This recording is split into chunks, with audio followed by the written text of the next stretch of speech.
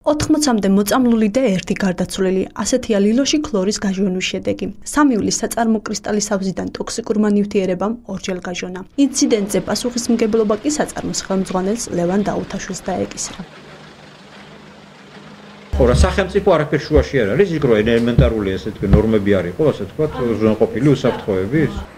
აღმაშენებლის გამზირზე ხეების გაჩეხვას, ეკოლოგიური ნორმების დარღვევა და მეორე დანაშაულად აფასებს მწვანეთა პარტიის ლიდერი. გია გაჩიჩილაძე ამბობს, რომ ფოთლოვანი მცენარეები, რომლებიც გაიჩეხა, თავის დროზე სწორედ ეკოლოგიური ფუნქციის გამო შეირჩა.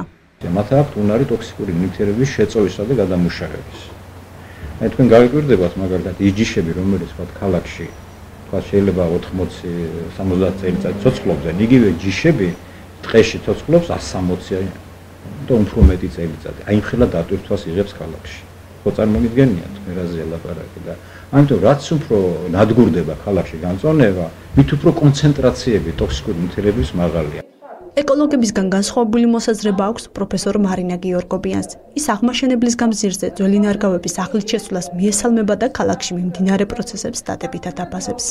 წლების განმავლობაში ჭადრების ყვავილობის დროს იყო საშინელი მდგომარეობა, ეს იყო ნამდვილად შემაწუხებელი მოსახლეობისათვის, საბედნიეროდ თანდათან იცვლება ჭადრების, სხვა ფოთლოვანი მცენარეების, ამის საუკეთესო მაგალითს წარმოადგენს დღევანდელი აღმაშენებლის გამზირი, სადაც ჭადრების მაგივრად დაირგო ისეთი მცენარეები, რომლებიც ნამდვილად აღარ იქნება მოსახლეობის გარკვეული ნაწილისათვის და ეს გარკვეული ნაწილი საკმაოდ დიდი პროცენტებით იყო მოცემული, რომლებიც მაისის ბოლოდან, მაისის შუა რიცხვებიდან ივლისის შუა რიცხვებამდე ფაქტიურად უჭირდა სუნთქვაც და საერთოდ მათი მდგომარეობა უმძიმეს სურათს იძლეოდა. გარემოს მდგომარეობის უმძიმესი სურათი მოსახლეობის ჯანმრთელობის მდგომარეობის უმძიმესი სურათის მომცემი ხდება. მწვანე საფარის განადგურებასთან ერთად დედაქალაქის ჰაერის დაბინძურებაზე ყველაზე მეტად ავტომანქანების სიმრავლე და გამონაბოლქვი მოქმედებს, რასაც ძველი ნაგავსაყრელები და გააქტიურებული მშენებლობები ემატება.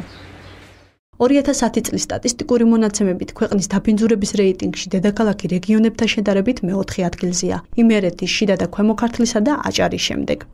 ჩვენი სტაციონარული ჯიხურების მონაცემების მიხედვით საგანგაშო მდგომარეობა ნამდვილად არ აგვაქვს, მცირედ აღემატება დასაშვებ ნორმებს. თბილისში გარემოზე ზემოქმედების მონიტორინგი ახლა უკვე ამ სადგურშიც ხორციელდება. სადგური, რომელიც ჰოლანდიის მთავრობის მხარდაჭერით დაიდგა, ტესტირების პროცესშია და მალე ოფიციალურად გაიხსნება. აზოტი, ნახშირჟანგი, ოზონი, მტვრის ნაწილაკები, აკაციური ნივთიერებებს აკვირდებიან, რასაც ძველ სადგურებში. მთავარი დამაბინძურებელი ნივთიერების ტყუის განსაზღვრა ისევ არ მოხდება. ძირითადი წყარო ხო გითხარით, რომ არის ავტომაგისტრალი და ეს გაუმართავი მანქანები და ესეთი რომ აი მეორადი მანქანებია შემოსული და კატალიზატორები ამოღებულია და უკვე აღარ ხდება ის ფილტრი, რითაც ხდება ეს გასუფთავება ამ ჰაერის, ის ამოღებულია და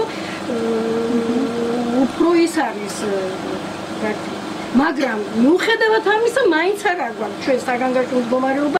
სახელმწიფო რეიტინგებს არენდობა ეკოლოგიური სამართლის ცენტრის ხელმძღვანელი ნიკოლოზ მჟავანაძე თბილისის ეკოლოგიური უბედურების ზონას უწოდებს.